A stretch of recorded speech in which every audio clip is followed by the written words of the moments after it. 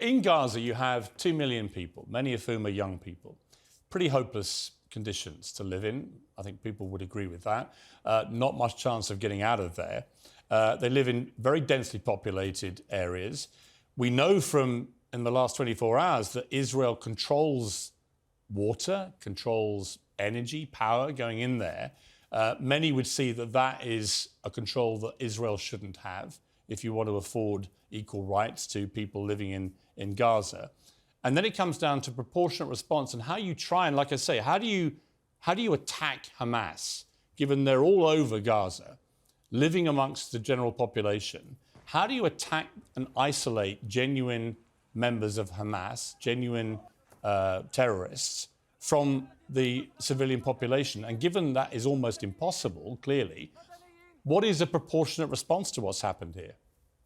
Well, frankly, I don't believe in proportionate response to terrorism. I believe that the way that you stop terrorism is with wildly disproportionate response. That doesn't mean in terms of targeting civilians. It means in terms of killing as many terrorists as humanly possible and allowing them to dictate the terms of engagement by hiding behind civilians in areas that they are supposedly responsible for means that the only option for Israel is to surrender to Hamas's hatred of its own citizens, its willingness to use its own children as human shields. No country worth its salt could ever do that. No government trying to protect its own citizens could ever do that. What exactly is the alternative option other than for Israel to try to kill as many of these terrorists into post-Hamas and hopefully help put in place some sort of international overseen community that would actually govern the Gaza Strip in a rational, reasonable way that actually maximizes the possibilities of its citizens? Israel, over the course of the last year, allowed some 15,000 work permits to Gazans. Many of those work permits, we're now finding out, were used by terrorists in order to cross the border.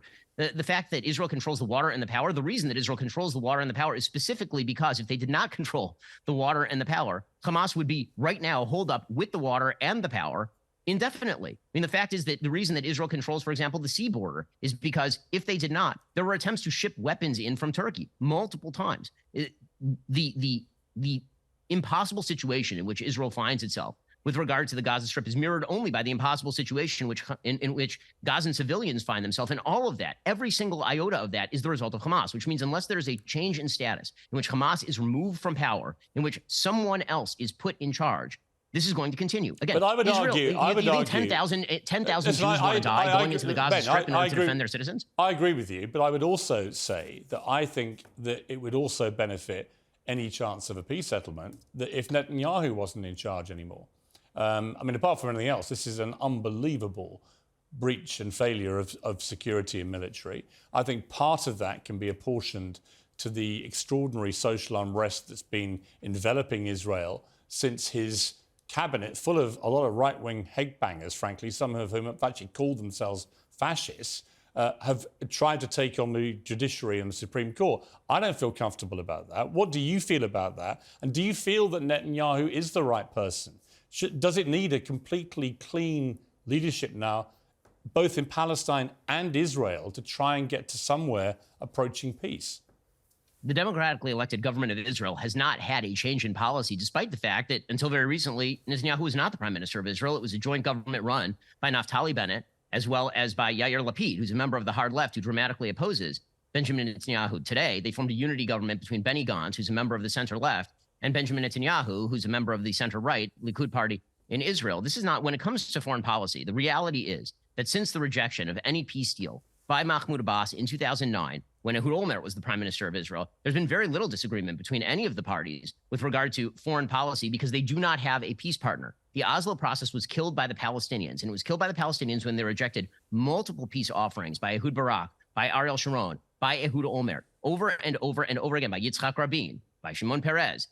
Benjamin Netanyahu himself, in the Wye River Accords of 1998, handed over significant portions of the West Bank to the Palestinians. So you can say that Netanyahu's a problem. That's fine. But the reality is, I was really asking you whether I was asking you whether you feel he is a problem, that actually all the division that's been caused by his attempt to usurp the power of the Supreme Court, as many people see it, all that division in Israel has actually diminished his authority, and that it's come at a time when you really need somebody with real authority. Well, I mean, I don't think that right now that's really the question, considering, again, it's a unity government, and I'm talking to everybody in Israel, and all of those divisions heal up in a moment when your children are being slaughtered at the border, as it turns out. So, you know, all of the judicial reform conversation is a separate conversation. We can critique how fast they went in terms of this coalition. They went too fast. They scaled it back. There were serious divisions in Israeli society about what kind of power the judiciary ought to have. There are many people on both sides, actually, who believe the judiciary had too much power. There are a lot of people on both sides who believe the government went too fast on that. Internal political divisions have become completely irrelevant here. If Netanyahu were replaced tomorrow by Benny Gantz, which is what a lot of Israelis would hope for, if that were to happen literally tomorrow, nothing would change. Nothing would change. And the reason nothing would change is because, again, this is an issue. This particular issue is about Hamas. This has nothing to do with the constituency of the Israeli government. You could find the most left-wing person in Israeli politics right now, which would be Yair Lapid. You could put him back in the prime minister seat, and he would be forced with exactly the same decisions that Netanyahu is faced with right now.